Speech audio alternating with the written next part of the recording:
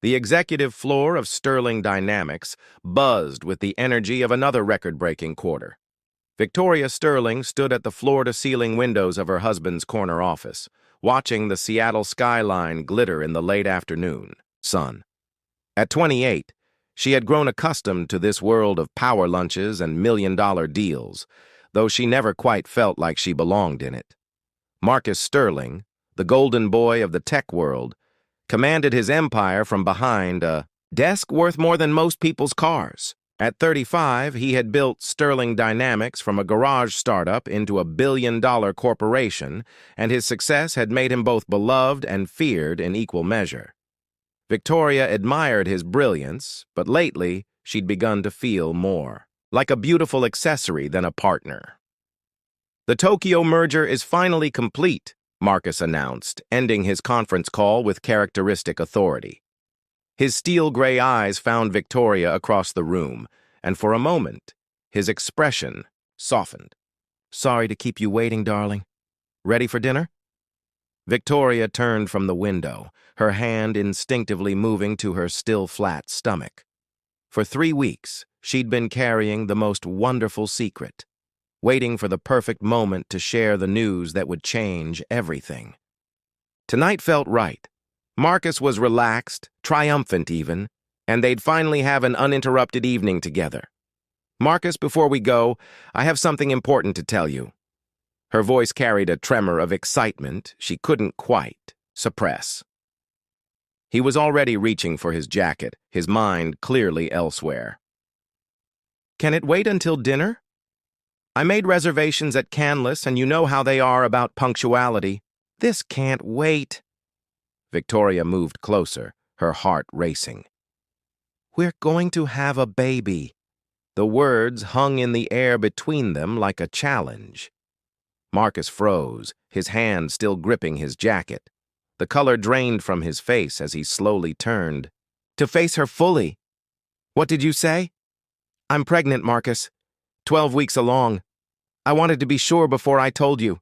Victoria searched his face for joy, excitement, anything other than the growing horror she saw there. Marcus sank into his chair as if the weight of her words had physically struck him. His hands gripped the armrests so tightly his knuckles turned white. "This wasn't part of the plan, Victoria. We discussed this. My company needs my complete focus right now." "Plans change," Victoria said softly, moving around his desk to stand beside him. "This is wonderful news, Marcus. We're going to be a family." But when he looked up at her, his eyes held no warmth, only calculation. "I need time to think about this. I need space." Before Victoria could respond, Marcus stood abruptly and strode toward the door. "I'll call you later," he said without looking back, leaving Victoria alone in his vast office, surrounded by the monuments to his success and her growing fears. That night. Victoria waited in their penthouse apartment, but Marcus never came home. His phone went straight to voicemail, and his assistant claimed to have no knowledge of his whereabouts. As dawn broke over the city, Victoria finally accepted the devastating truth. The man she'd loved for 5 years had abandoned her in her moment of greatest vulnerability. The next morning brought Delilah Ross, Victoria's best friend since college, armed with coffee and tissues.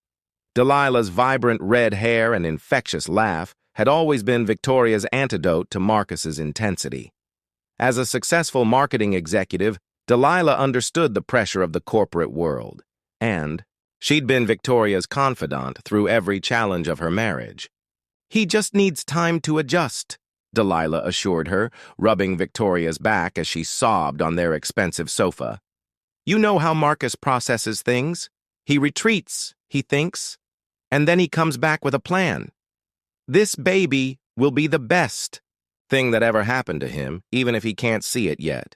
But as the days turned into a week, and the week stretched toward 2, Victoria began to suspect that Marcus's disappearance was more than just emotional withdrawal. It was then that the anonymous text arrived. "If you want to know where your husband really is, check the Fairmont Olympic. Room 412. Against Delilah's protests, Victoria made her way to the luxury hotel downtown. Her hands shook as she rode the elevator to the fourth floor, unsure what she would find but knowing she had to face the truth. She didn't have to knock on the door. It opened as she approached, and Marcus stepped out, followed immediately by Delilah. They were laughing, their bodies close, Marcus's hand resting possessively on Delilah's lower back. When they saw Victoria standing in the hallway, the laughter died instantly, replaced by guilty horror. "Victoria," Delilah breathed, her face flushing crimson. But Victoria was already backing away, her world crumbling around her. The two people she'd trusted most had betrayed her in the cruelest way possible. Without a word, she turned and ran, their voices calling after her, echoing hollowly in the carpeted corridor. Hours later, Victoria sat in her ransacked living room. Surrounded by the debris of Marcus's belongings she'd destroyed in her rage. That's when her phone rang, displaying a name she barely remembered. Nathan Sterling, Marcus's younger brother. "Victoria," his gentle voice came through the speaker. "I heard what happened. I'm downstairs. Please let me come up." For the first time in weeks, Victoria felt a flicker of hope. Nathan Sterling was everything his older brother wasn't. Where Marcus commanded rooms with aggressive charisma, Nathan moved through the world with quiet confidence. As a professor of architecture at the University of Washington, he lived in a realm of creative vision rather than corporate conquest. When he entered Victoria's devastated penthouse, he didn't flinch at the destruction. He simply rolled up his sleeves and began helping her piece her life back together. "You don't have to clean up my mess," Victoria said, watching him carefully fold Marcus's torn shirts. "This isn't your mess," Nathan replied firmly. "This is what happens when selfish people destroy everything good around them." Within days, Marcus's lawyers descended like vultures. Roderick Blackstone, the most ruthless divorce attorney in Seattle, served Victoria with papers that would have left her with almost nothing. But Nathan had already connected her with Camilla Hart, a fierce advocate who specialized in fighting powerful men who tried to discard their wives. "He's trying to claim. The pregnancy isn't his," Camilla explained during their first meeting. "It's a desperation move, but we need to be prepared for a fight." While the legal battle raged, Victoria channeled her anger into something productive.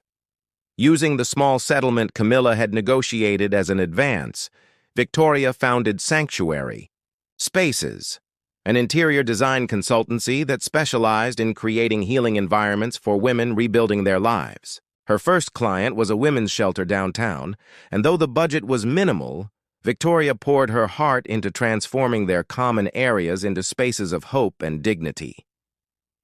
"You have a gift," Nathan observed one evening as they reviewed her portfolio. He'd become her unofficial business advisor, helping her develop proposals and navigate the complexities of running a company. "Marcus never saw it, but you have an incredible ability to see what people need and create it for them." The compliment warmed Victoria more than it should have. Nathan's presence had become essential to her daily routine. He drove her to prenatal appointments, helped her move into a modest apartment in Capitol Hill, and spent countless evenings on her floor assembling furniture and talking about everything except Marcus. Meanwhile, Marcus and Delilah had launched their public relations campaign. Magazine spreads showed them at charity galas and exclusive restaurants, with carefully crafted interviews painting Victoria as an unstable woman who had trapped Marcus in a loveless marriage.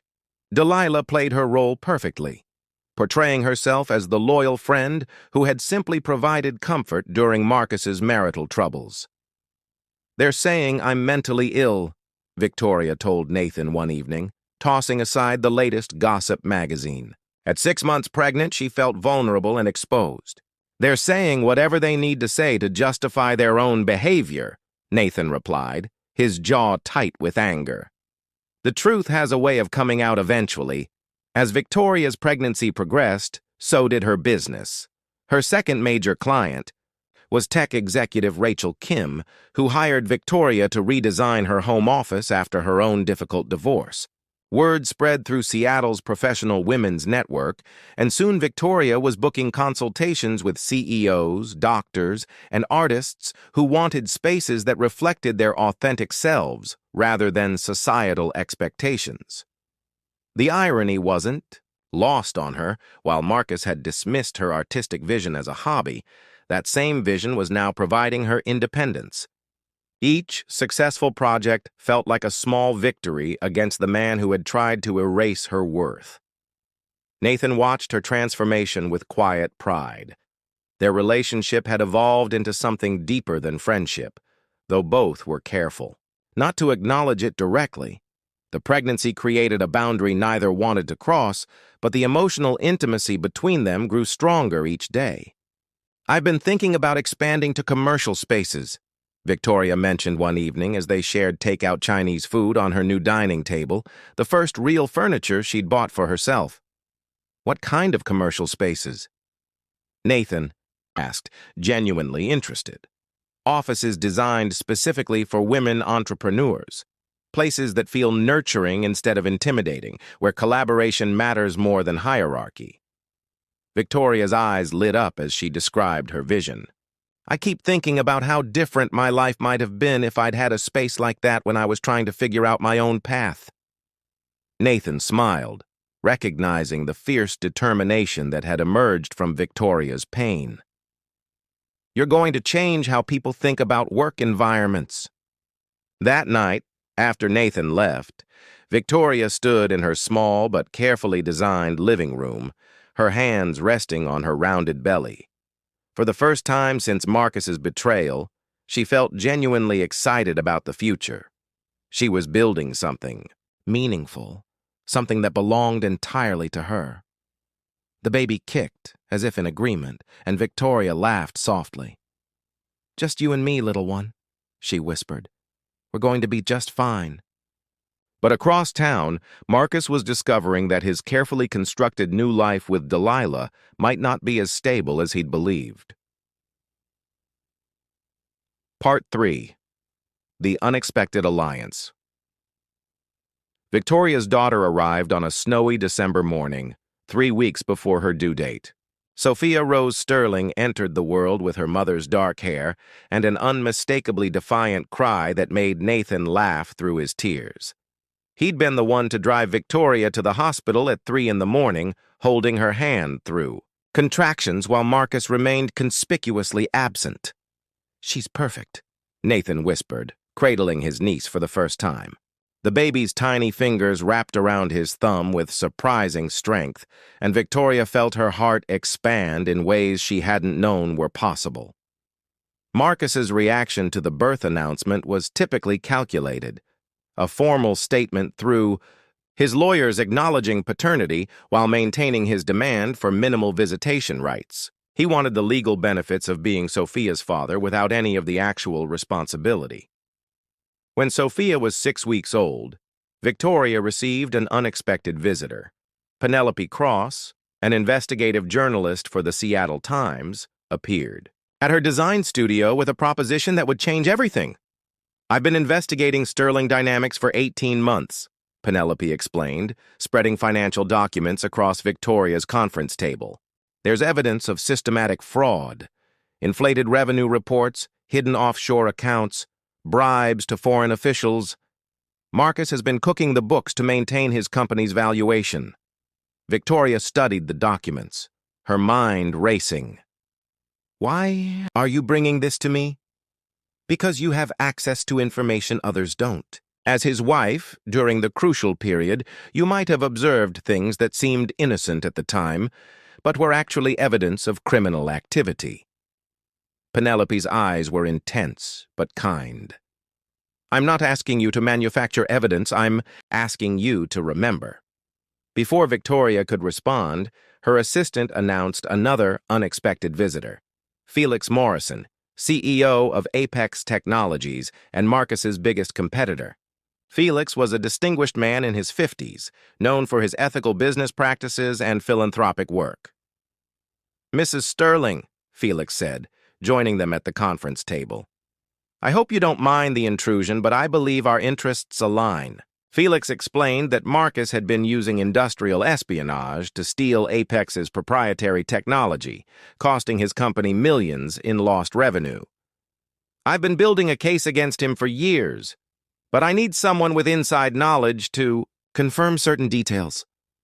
Victoria looked between Penelope and Felix, understanding the weight of their request. They were offering her the chance to bring down the man who had destroyed her life, but it would mean reliving painful memories and potentially putting herself in legal jeopardy.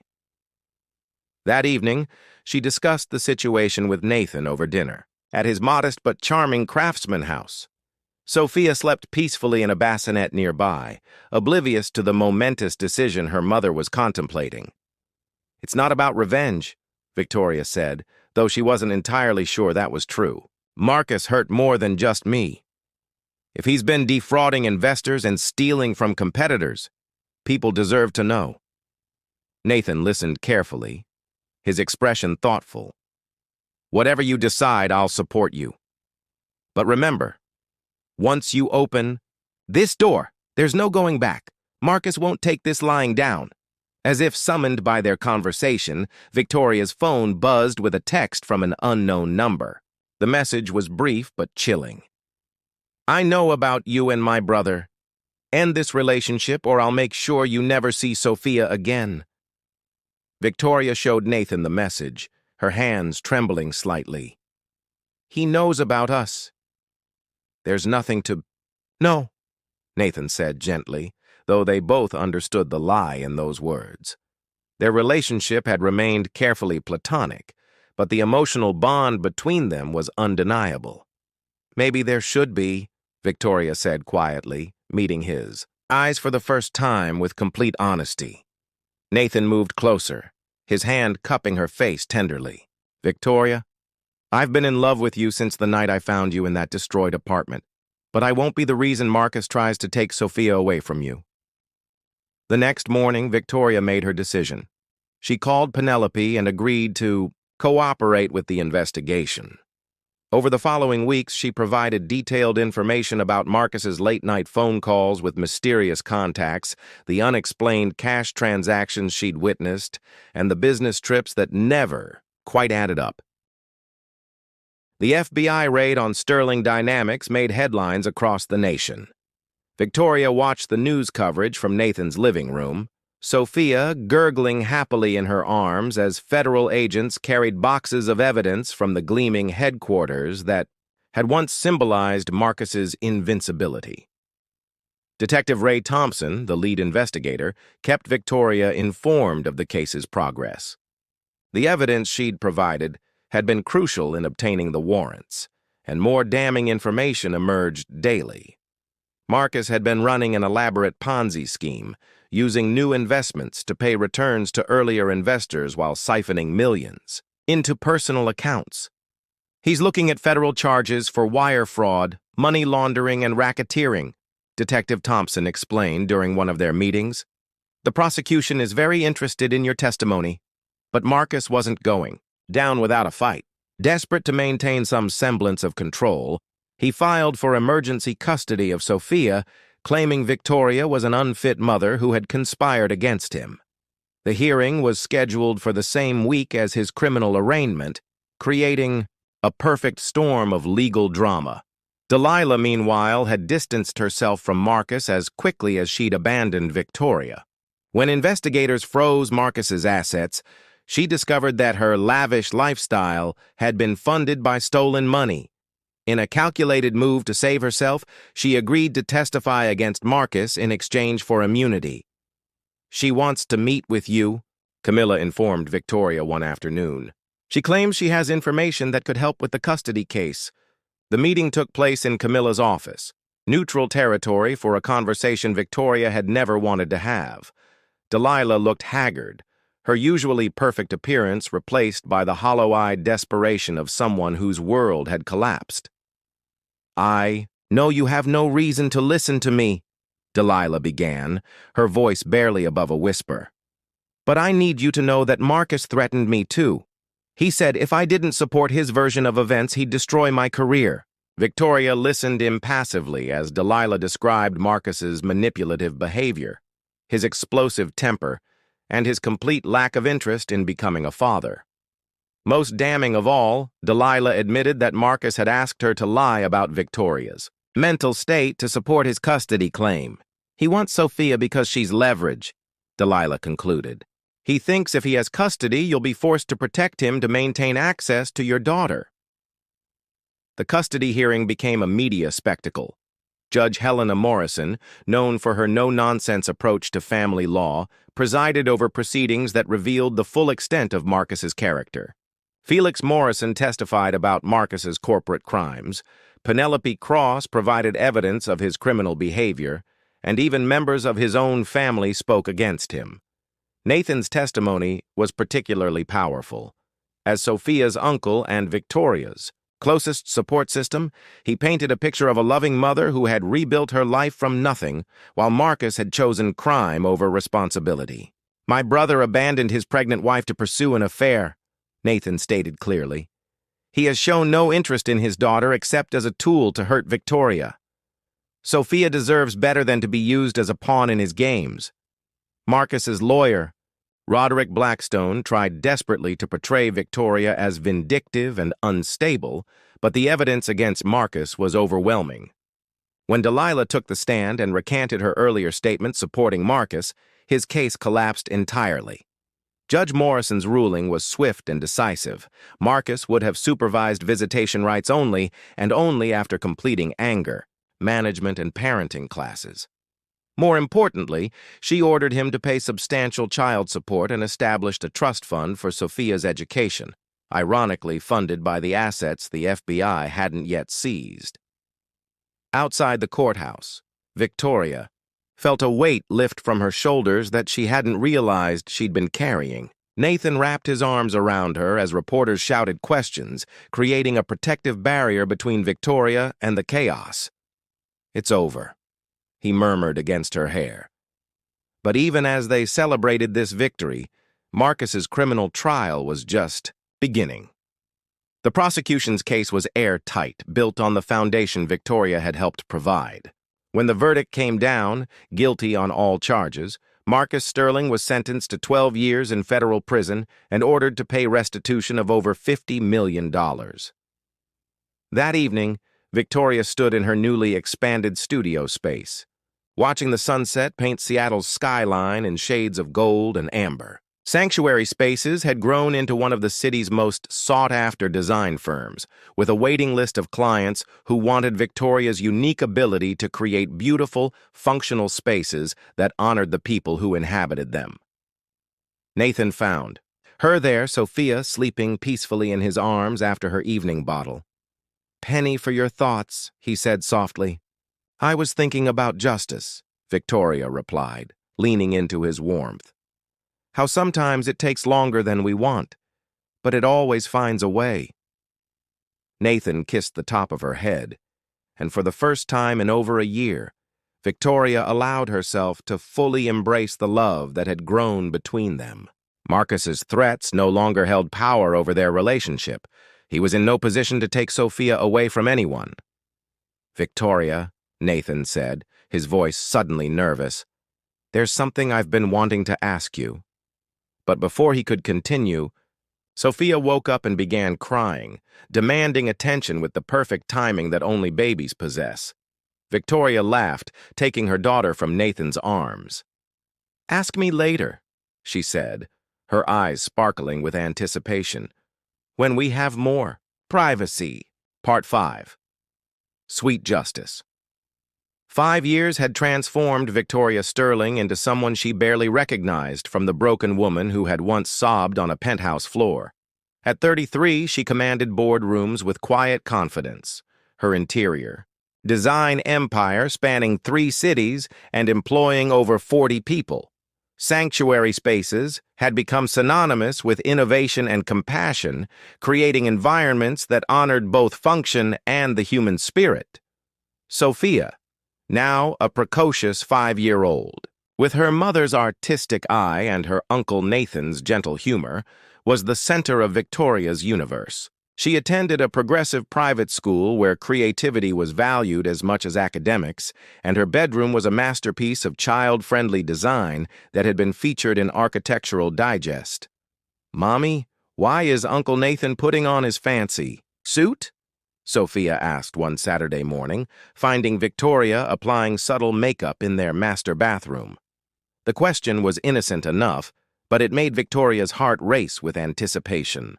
"Because today is a very special day, sweetheart," Victoria replied, smoothing Sophia's dark curls. "Remember how we talked about how much we love Uncle Nathan?" Sophia nodded solemnly. Nathan had been the only father figure she'd ever known, reading her bedtime stories, teaching her to ride a bicycle, and attending every school play and dance recital. Marcus remained a distant figure who sent birthday cards from federal prison, but had never established any real relationship with his daughter. The venue Nathan had chosen for his proposal was perfect.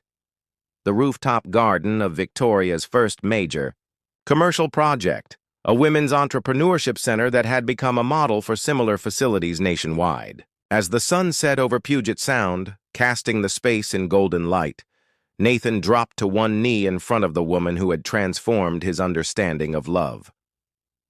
"Victoria Sterling," he began, his voice steady despite his nervousness. "You turned my brother's cruelty into something beautiful. You taught me that love isn't about possession or control. It's about choosing someone every day and helping them become the best version of themselves." Victoria's eyes filled with tears as Nathan opened a small velvet box, revealing not a traditional diamond, but a stunning sapphire surrounded by smaller stones that caught the light like stars. "Will you marry me?" he asked simply.